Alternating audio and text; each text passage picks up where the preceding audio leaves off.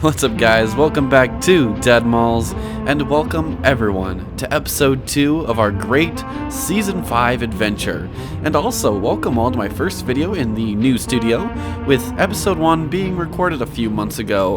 Now I am here to stay, so hopefully the audio sounds good. Today, as we continue our one-day trek into Michigan, we make a quick pit stop at Liminal Hell. And I mean it. This mall today is probably the closest I've been to falling into the Backrooms, and the mall in question is Peru, Illinois' Peru Mall, a 1970s classic with hints of 1989 sprinkled throughout everything like too much salt on fries. As we explore today's mall, I'm going to explain the phenomena and the feeling you get by liminal spaces, and how we gradually progress into madness and the decomposition of normal thought. But before I spoil too much of the feel, I'd like to shout out the winners who were able to successfully guess the next mall. Very nice job, Cool Cat. Make sure you guys stick around to the end of the episode for the next challenge, so you have your chance at being shouted out in the next episode. Anyways, let's head in here, take a gander, and tell the story of this beautiful mall and its doorway into the dimension of liminality.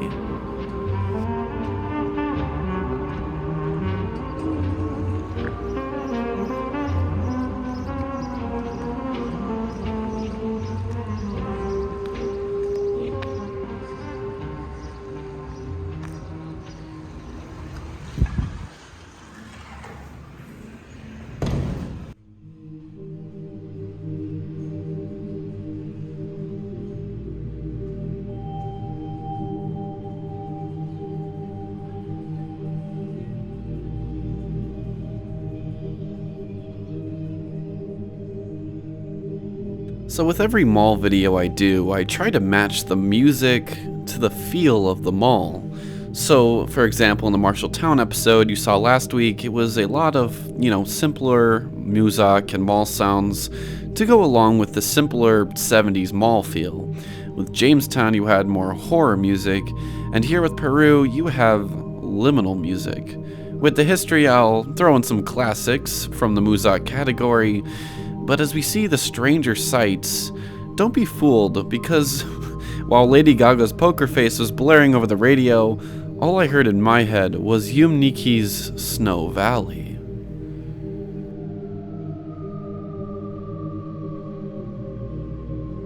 Also, before we begin with the history here, let's dive into the feeling of liminal spaces. You might have already felt it here, but trust me, there's even more coming. I've described these in videos past, and I'm sure I'll re-describe them in future videos because they are captivating. Liminal spaces, the definition of which derives from the Latin term limen, or a threshold, a boundary of crossing, a place you see but you're not supposed to study, a hotel hallway, an old office, a pool after closing. These places are supposed to be filled with people, but aren't, and it gives off an eerie vibe. But this boundary definition doesn't do the idea justice. Some liminal space photos, and believe me, there's a lot, aren't transitional. A home? A mall? These are supposed to be places filled with people and life. But everyone you show this picture to, at least anyone my age can relate, we may have never even lived in a home like this, or seen this exact house on a wintry night, but we can all relate to it. Why? First, let's begin with the history of Peru Mall.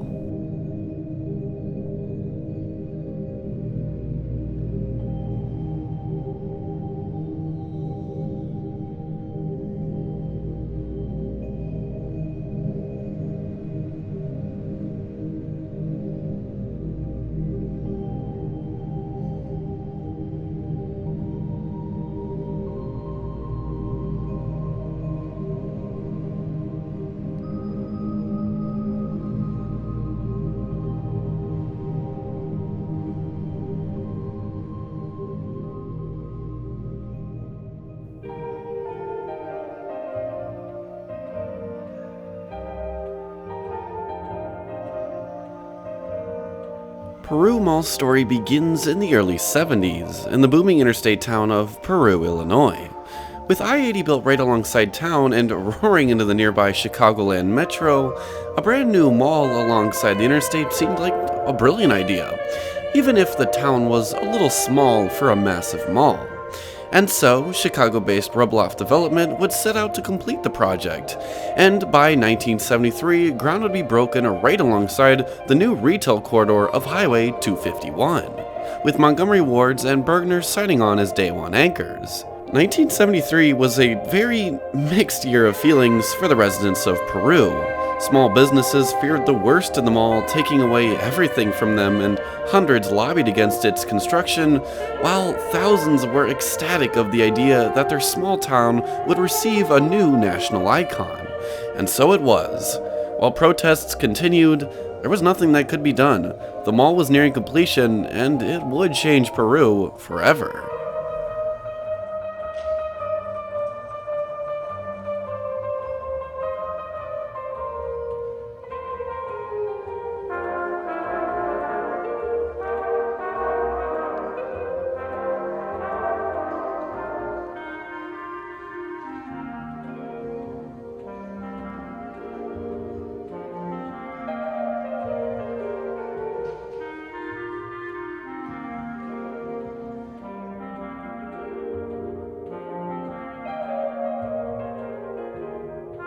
One thing I love about Peru Mall is the 1989 renovation, which we'll get to on our history lesson, but it's like they covered everything in tile. Even the pillars are tiled.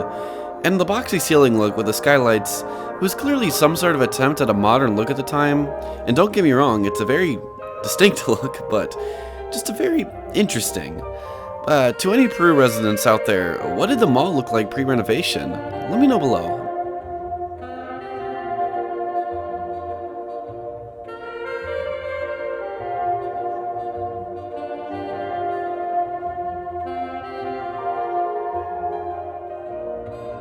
Peru Mall would open in 1974. An exact opening date isn't quite known on the internet, but it would open with gorgeous fanfare.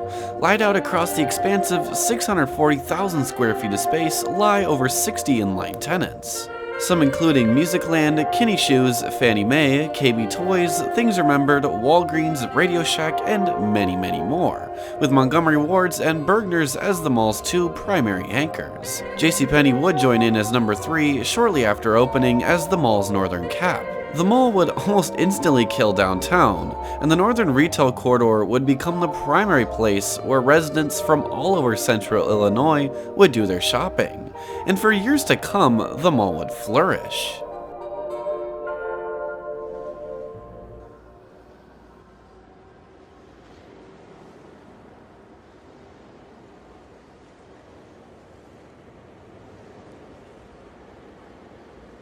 As we come to, with the beautiful opening of Peru Mall and the giant golden scissors cutting the red ribbons, we also come to our next stop on our liminal journey.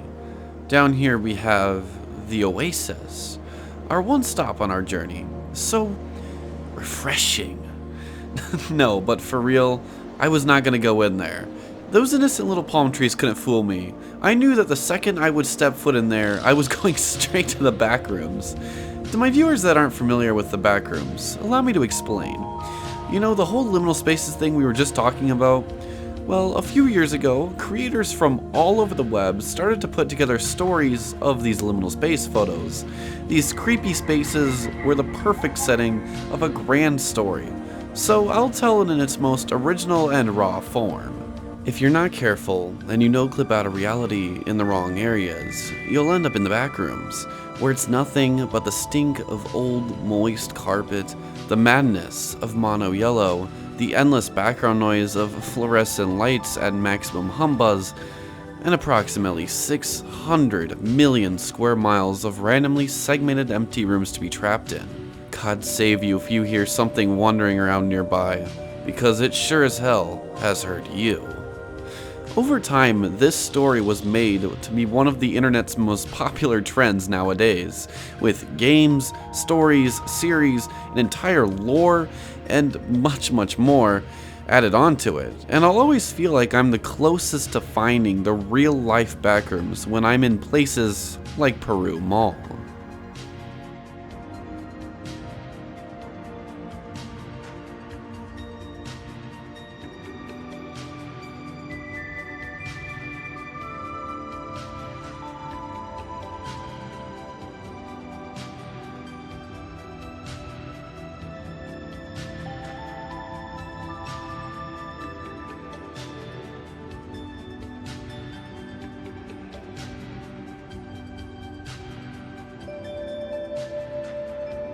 Over time, brands would come and go, modernize, and even go bankrupt.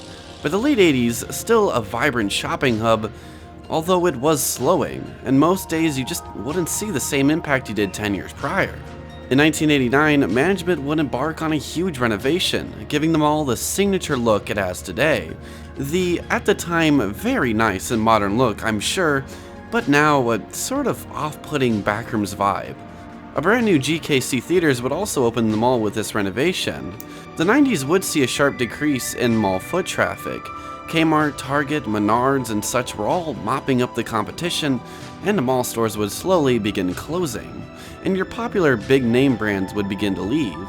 By 1999, the mall theater had a total of 8 screens after a few additions, and with the coming of the new millennia, the mall would see some of its biggest and most drastic changes come.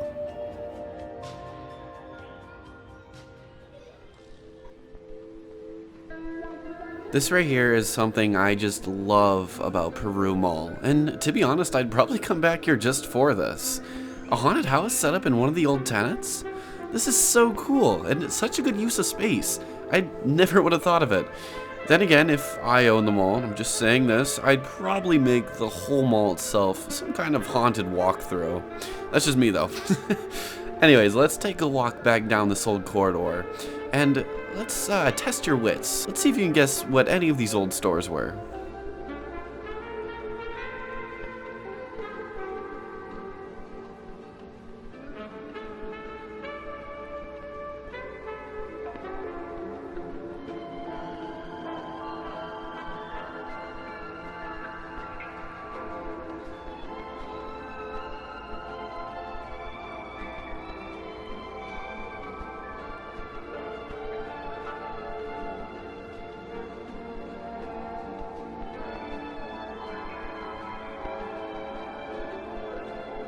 In 2001, the biggest loss yet would happen, and almost immediately.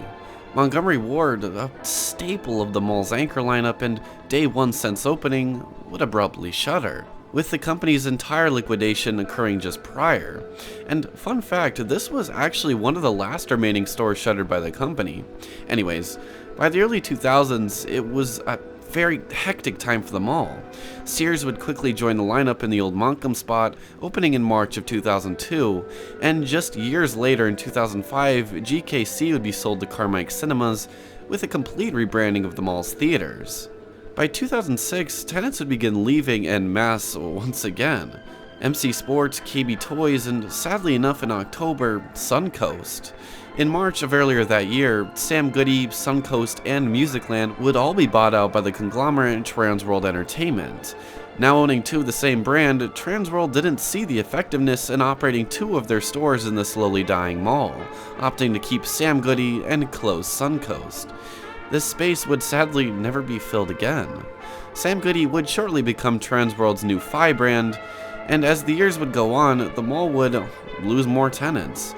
Walden Books, Vanity, K, Radio Shack, and by the mid-2010s, Peru Mall was in a serious state of decline. Gone were the days of the halls being packed with shoppers and teens alike, and now were the days of vacant stretches of halls dotted by mall walkers.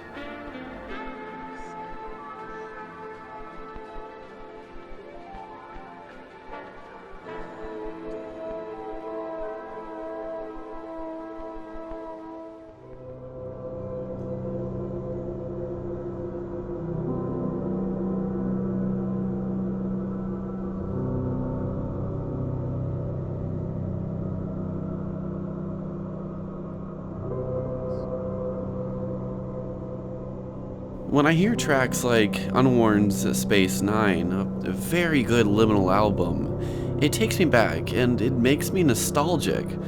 And this is where we come to our final stop on our liminal journey, our answer to why. And it all comes together here. An old Sam Goody, my first and only. Do you have memories at Sam Goody? I figured out the definition to liminality and to liminal spaces. Why we feel that nostalgic sadness and eeriness when being at malls like Peru Mall. It's not a transition per se that you would call normal. It's not one place. It's not some hallway or an office or a home or a mall. It's a transition in the mind. It's transition in life. That's it. It's not one thing or an easy description, but your entire life. These early 2000s photos of homes and malls and schools were transitions in our lives, flashbacks to a better time when life seemed so fun and easy. Liminality isn't one thing, it's tapping into that nostalgic core in your mind. Those memories of boxy TVs and the Polar Express, hot summer's days and playing Xbox until you fell asleep. That's what it's all about. People that see Peru Mall as a liminal space just remember all the good memories they made at this mall. Maybe that was shopping for outfits, or running around carelessly as a kid, singing a song on the stage, or grabbing a quick bite at Maid-Rite, shopping for records at Sam Goody or Suncoast, or just popping in a quarter at Aladdin's Castle. Whatever you did, we all share the same fate, that these good times came to an end, and that places like Peru Mall were just forgotten.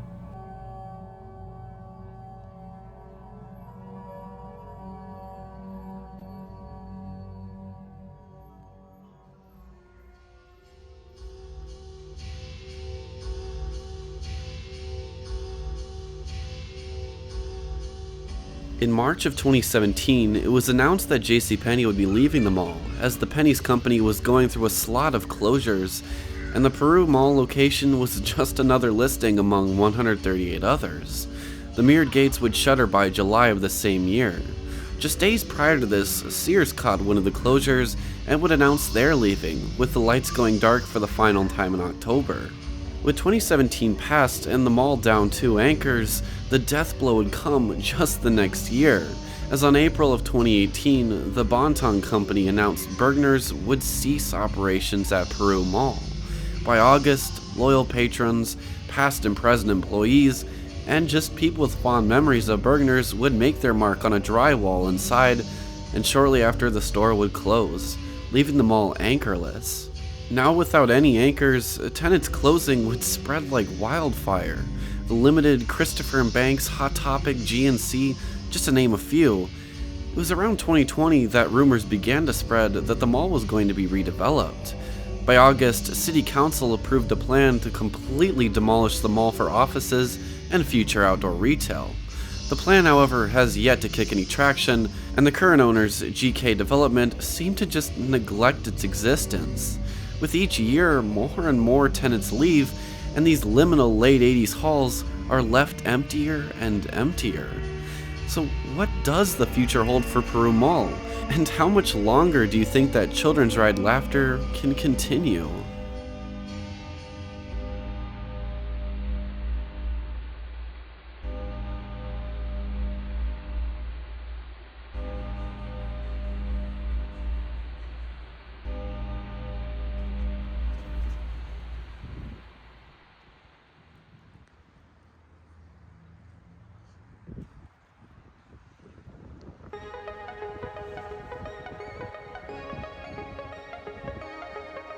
So what does the future hold for Peru Mall?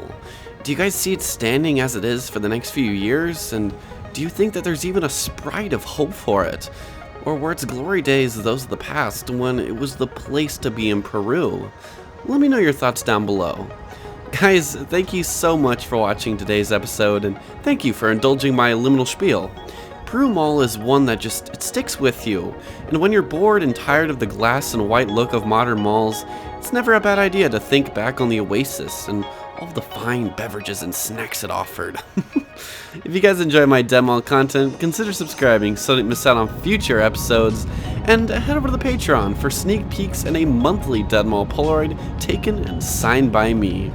Next week, as we begin day 2 of our Michigan trek, we go straight to the heart of the country, to a mall laid out in a very particular step pattern. Guess which one we'll be at, and I'll shout you out in the next episode. Anyways, my stomach is grumbling. I'm gonna head back to the Oasis and get me one of those oh so refreshing beverages. And I'll see you all next week. Peace out, guys. See you later.